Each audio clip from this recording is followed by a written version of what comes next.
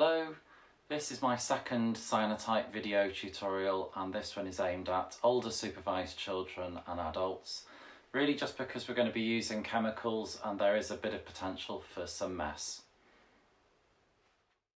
This is what we're working towards creating. These are cyanotypes, and the chemical's been painted on rather than using pre-prepared paper.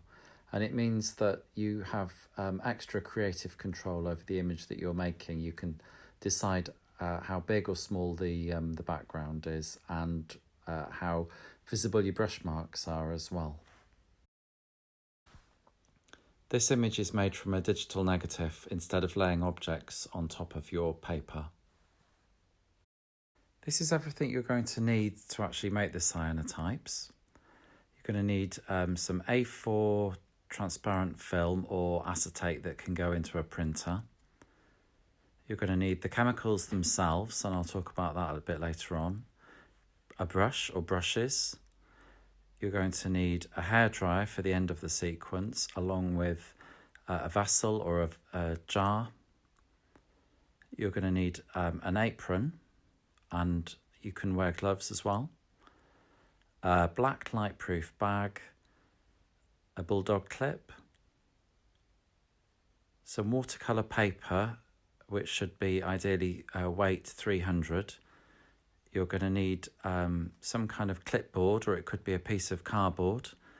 You're going to need an acrylic sheet as well. You're also going to need some kind of paper or cardboard that you can lay down in the background to protect the surface that you're working on.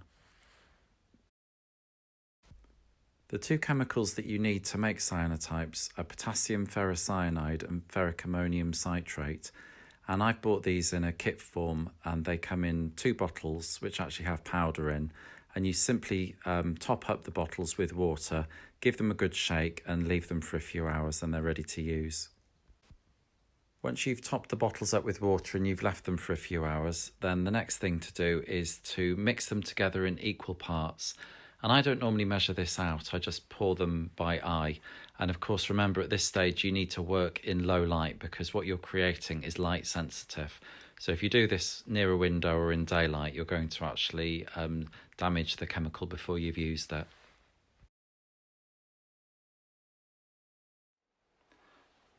So it's really simple, but the one thing to remember is not to overload your brush when you're actually applying the chemical. All you really need is a very little bit that you work onto the paper, so I'll try and show you how that works. So take your brush, dab it in the chemical, shake off any excess, and then you're literally just painting it on like this. And when it starts to thin out, just work it into the paper so that you don't have any running around on there, and try to avoid any kind of heavy areas that look like they might be more densely painted than others. And then once you've got that, you can move on to the next stage. Once you've painted on your chemical, then you're going to need your hairdryer, and you really just gently and evenly dry the paper.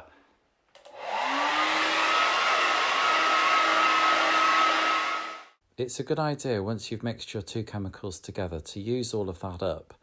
So I would suggest that you prepare lots of pieces of paper, and that's where your black bag comes in. You can store all your paper in there and use it at your leisure. So I'm just going to pop this onto my clipboard, like so, and I'm going to use the acrylic sheet to go over the top of that. And you might find that that's firm enough as it is. If not, use your bulldog clip and just pop that onto the bottom like so. Okay, I'm outside now and it's a fantastic sunny day, so perfect for making cyanotypes.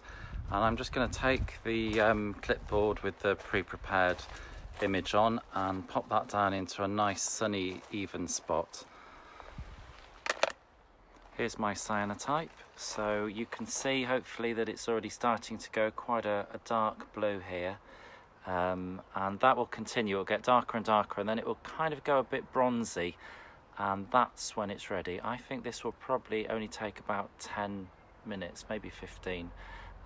Best to overexpose a little bit, so don't be worried about giving it too long.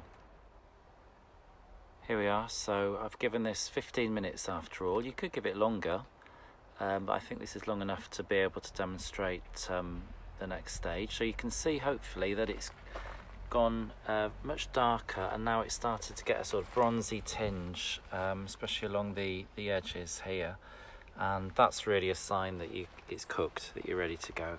So I'm going to pick this up as it is and take this in to wash it now. Here we are in the bathroom, and I'm simply going to wash this in the bath with a shower head. So I'm just going to take it out fairly swiftly, and you'll see hopefully what this looks like. You've got the impression there of the fern underneath, so I'm just going to put that in here and give that a good wash. Taking a shower head, cold water and fairly gentle. And you'll see that the blue is washing off. And this isn't exactly how it's going to look at the end, so don't panic if it looks like too much is washing away. But actually this looks quite interesting. So really, I would just keep washing this until the water isn't blue anymore, so it washes clear. The print on the right is the print we've just made, and I've just had that drying out in the sun for about an hour. And you can probably tell if I zoom in a bit that it's not as dark, it's not as blue as the one that I've made yesterday. And over the next 24 hours it will become that rich blue colour. You can probably tell it needs flattening out as well, so I would suggest just putting a pile of books on it overnight, and that will flatten out nicely. If you'd like to try making a cyanotype print from a digital negative, you will need access to a printer. You'll also need acetate that can go into that printer, and you'll need to invert an image that can then be printed onto the acetate. There are loads of apps that will help you create a digital negative or to invert your image, so I suggest you have a look and download one of those. Then once you've done that, all you do is place the acetate on top of your prepared cyanotype paper and expose it to light in exactly the same way. That's it, we've finished. We've made our cyanotype prints. I hope that was helpful. Have a go yourself, be brave, experiment, try stuff out, and most of all enjoy it. And thanks very much for watching.